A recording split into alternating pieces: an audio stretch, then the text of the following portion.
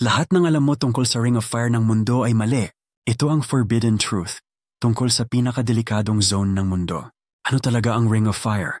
Isang 40,000 kilometer horseshoe-shaped zone sa paligid ng Pacific Ocean.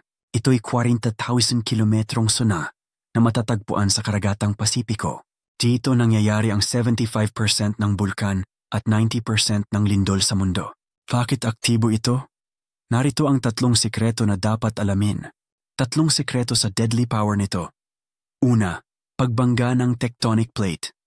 Ang mga plates ay patuloy na nag-grind at nagbabangga. Pangalawa, paggalaw ng magma. Ang magma'y tumataas mula sa lupa. Gumagawa ng mahigit 450 na bulkan tulad ng Mount Fuji at Mount St. Helens. Pangatlo, malalaking fault line. Ang naipon na enerhiya ay marahas na nire-release.